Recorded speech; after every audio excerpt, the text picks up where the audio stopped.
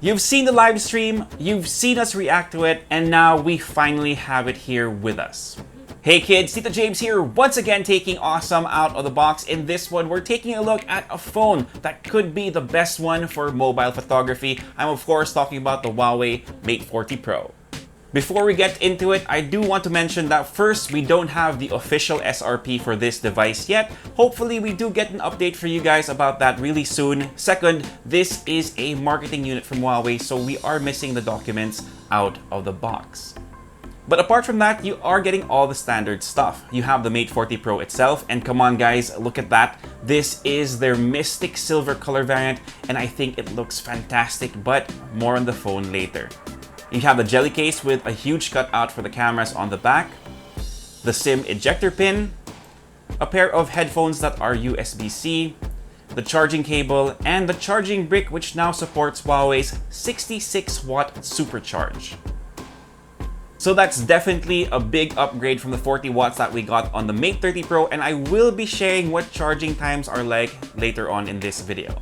But now, onto the phone itself. And like I said guys, it looks really, really good. I know that people have been comparing this to old school iPods with scroll wheels, but experiencing this device firsthand kind of makes me forget all about that.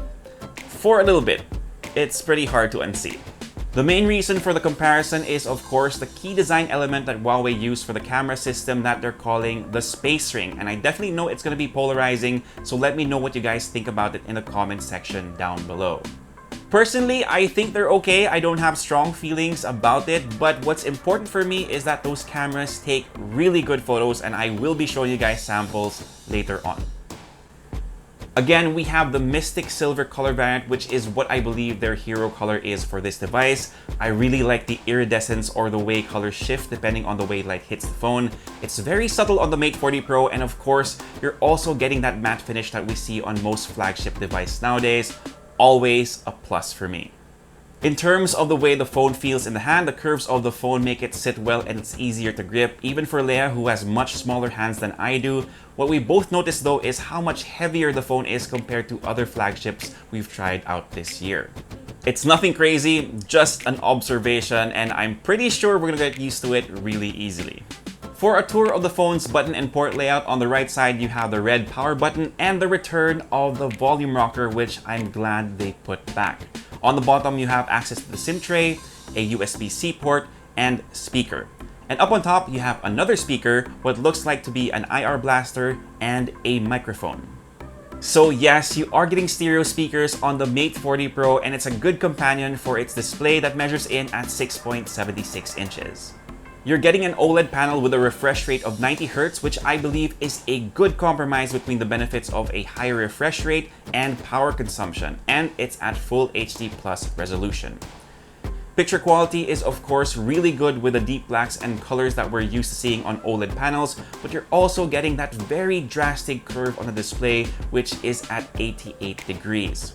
Now, usually with something like this, I would be concerned about accidental touches, but so far, it's been behaving. Of course, because of the OLED panel, you have access to things like an in-display fingerprint scanner that unlocks the phone very quickly, and one of the things that got a pretty big reaction during our live stream for the Mate 40 Pro, Eyes on Display. This will basically allow you to glance at your phone to check if you have any notifications or simply check the time. It also has pretty cute animations for you to choose from. Under the hood of the Huawei Mate 40 Pro is their latest and what they claim to be is their greatest processor yet, the Kirin 9000 that they paired with 8GB of RAM and 256GB of storage. It's a little too soon for me to really see the difference between this and the Kirin 990 in terms of performance, but if Huawei's claims about this SoC are true, then we're looking at some really great hardware here. Juicing up the system is a 4,400 mAh battery, and knowing how EMUI's battery management is and how past Kirin chipsets have been power efficient, I fully expect this to last at least a day and a half, which of course depends on your usage. Like I mentioned earlier, you are getting support for Huawei's 66-watt supercharge, and I did try it out a little bit. In 10 minutes, I was able to go from 20% all the way up to 53%, so this phone will definitely be up and running really quickly. And now, the moment you've all been waiting for, the cameras. And in case you missed the live stream, here's what you're getting with the Huawei Mate 40 Pro.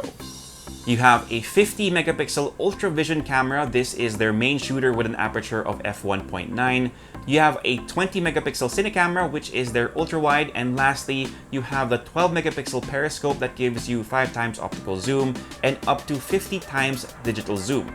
It also looks like you have a fourth camera, but that's the laser autofocus system. I've only taken a few sample shots so far, but here they are.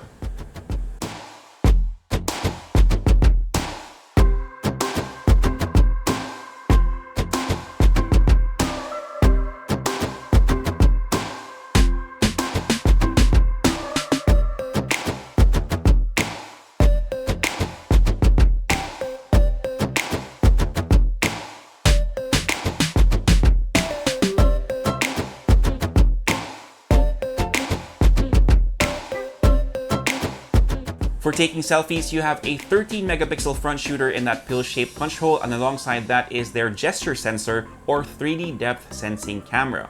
This gives you access to air gestures, which are pretty responsive, so I see this as a plus, especially if you have to answer the phone and you haven't washed your hands yet. And actually guys, that's pretty much it for the Huawei Mate 40 Pro. Obviously, there's more testing to be done, more photos to be taken. I still have to see what the video capabilities of this phone is like, but with everything I've seen so far, let me stress that, so far, this is shaping up to be one of the best camera phones we've tried out this year. We'll have to see it side by side with some of the phones that we have here, but it's definitely one of the strongest in the bunch.